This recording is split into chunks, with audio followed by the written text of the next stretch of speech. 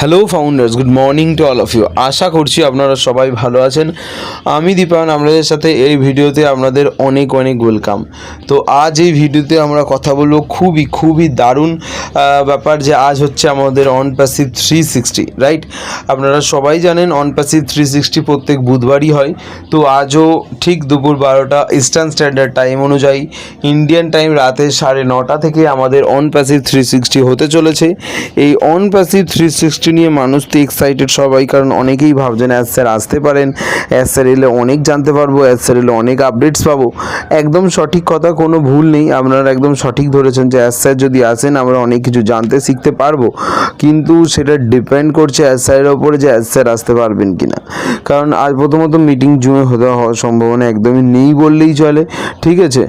Sorry, ও কানেক্টে না হওয়ার সম্ভাবনা নেই বললেই চলে, আমি জুম বলে ফেলেছি।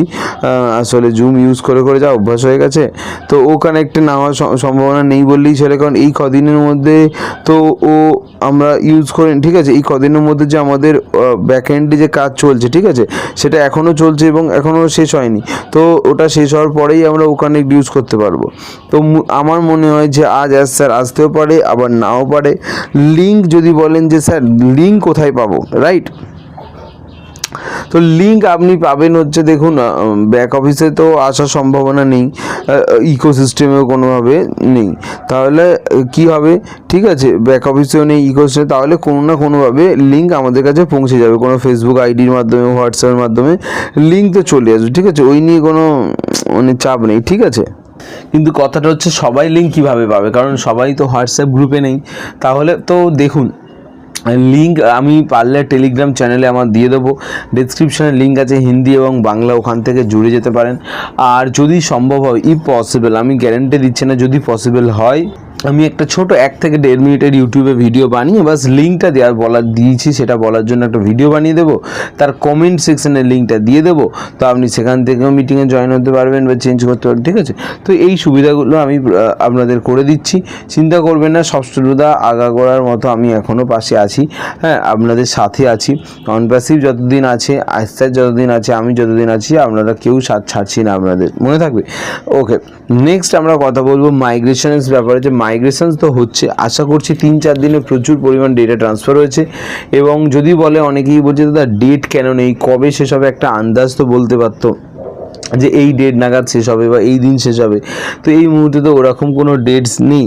তাহলে ওকে, তাহলে ব্যাপারটা হচ্ছে এটাই যে ডেটার পরিমাণটা হিউজ, কি ডেটার পরিমাণটা হিউজ, তো সেই ডেটাটা ট্রান্সফার করতে সময় লাগে, এরকম কোনো ব্যাপার নেই। আমি ডেটা সেন্টার নিয়ে আগেও বুঝিয়েছি যে একটা ডেটা সেন্টার কীভাবে কাজ করে, তাতে কত জিবি স্টোরেজ থাকে, কীভাবে কারেন্ট সাপ্লাই, কীভাবে সিকিউরিটি কাজ করে, এভরিথিং। তো এইগুলো ট্রান্সফার হতে সময় লাগে, একটু সময় দিন।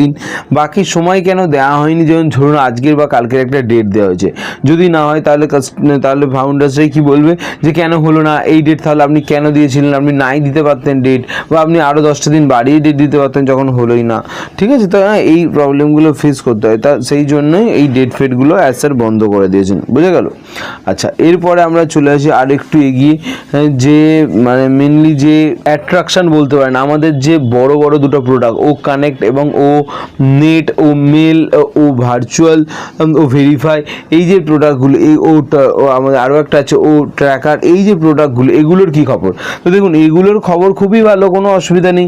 এর সাথে সাথে মাইগ্রেশন যখন হচ্ছে, তার সাথে সাথে এই প্রোডাক্টগুলো আপগ্রেডেশনের কাজ চলছে। যে জায়গায় ল্যাগ করছিল, যে জায়গায় স্লো হয়ে যাচ্ছিল, যে সুইচটা ছিল প্রবলেম হচ্ছিলো, সেগুলো সমস্ত বেশিরভাগটাই ঠিক করে দেওয়া হয়েছে এবং ঠিক করে দেওয়া হবে যদি বাকি থাকে।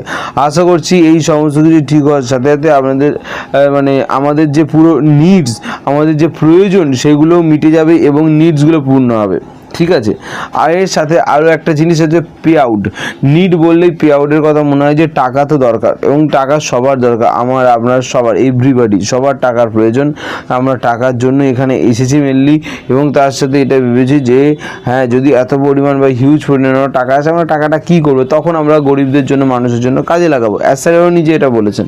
তো সেই দিন তো এখনও আসেনি, আশা করছি ভবিষ্যতে খুব শীঘ্রই আসবে।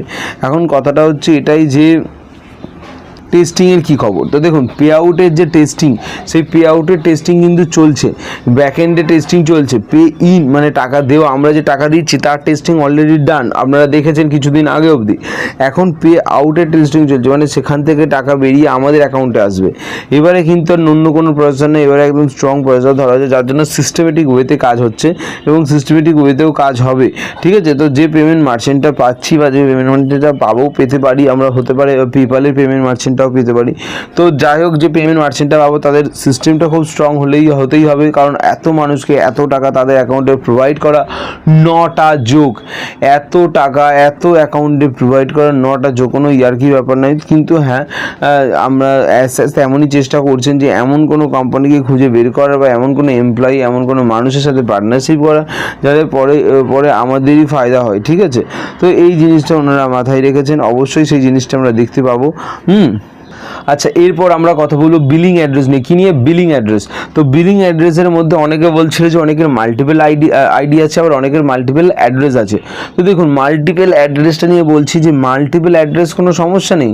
যে অ্যাড্রেসটা আপনার ব্যাংকে দেওয়া আছে, যে অ্যাড্রেসে আপনি টাকা নেবেন, পেমেন্ট করবেন, সেই ব্যাংকে অ্যাড্রেসটা, যে অ্যাড্রেস দেওয়া আছে সেই অ্যাড্রেসটাই আপনি দিয়ে দেবেন। ঠিক আছে, আশা করছি এটাতে কোনো কনফিউশন নেই, তাহলে বেটার হবে। বা আপনাদের পার্মানেন্ট অ্যাড্রেস দিয়ে দেবেন পরবর্তীকালে, যেটা আপনার ডকুমেন্টসে আছে, সেটা ভোটার আইডি কার্ড হোক, আধার কার্ড হোক, ড্রাইভিং লাইসেন্স, তো যেখানে ওই অ্যাড্রেসটা দেওয়া থাকবে সেই অ্যাড্রেসটা আপগ্রেড করবেন। বোঝা গেল?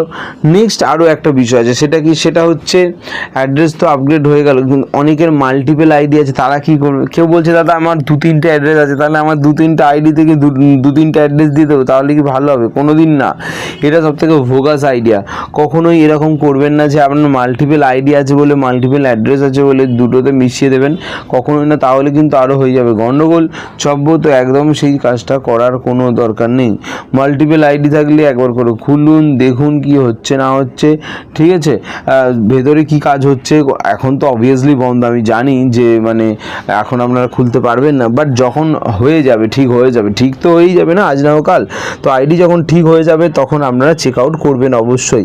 আচ্ছা, আরও একটা বিষয় আছে, সেটা কি না, আর একটা বিষয়, সেটা হচ্ছে অ্যাজ স্যার কি আসবেন। তো দেখুন, অ্যাজ স্যার আসবেন কি আসবেন না সেটাতে এই মুহূর্তে কোনো কনফার্মেশনস নেই, কারণ অ্যাজ স্যারের আসা বা না আসা সেটা ডিপেন্ড করে সম্পূর্ণ অ্যাজ স্যারের উপরে, যে ওনার শিডিউল কী আছে, উনি ফাঁকা আছেন কি না, ওনার টাইমে কুলাচ্ছে কি না।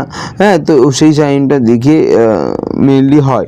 এখন কখনো কখনো অ্যাজ স্যার কী করে যে পরে আসার চেষ্টা করে, হয়তো মিটিং ছিল সেই মোমেন্টে আসতে পারলো না, পরে আসতে চাইছে, কিন্তু পরে আসতে চাইলে তো মিটিং শেষ হয়ে গেছে, তো নিজেরাই মিটিং ক্রিয়েট করে নেয়। কখনো মাটি স্যারকে বলে মিটিং ক্রিয়েট করতে বা 360 ক্রিয়েট করতে, সেটা আমরা বলি এবং রেকর্ডিং করে পাঠিয়ে দেয়। তো হতে পারে সেরকম হতে পারে, বা হতে পারে মিডিলে এসে গেলো। তো কী হবে, কত কী হলো সেটা কিছুই বলা যাচ্ছে না, সেটার জন্য আপনাকে রাত অবধি ওয়েট করতে হবে। আমি লিঙ্ক আপনাদেরকে প্রোভাইড করে দেবো, সেটা ব্যাক অফিসের লিঙ্ক হোক আর যাই লিঙ্ক হোক, যেখানে OnePassive 360 হবে তার লিঙ্কটা রাতে নাগাদ প্রোভাইড করে দেবো। সেটা হচ্ছে আপনাদের সাথে আমার টেলিগ্রাম চ্যানেলে পারলে একটা ভিডিও বানিয়ে দেবো যদি সম্ভব হয়। তো thank you so much, video এখানে শেষ করছি। ভিডিওটা যদি ভালো লাগে তাহলে লাইক করবেন।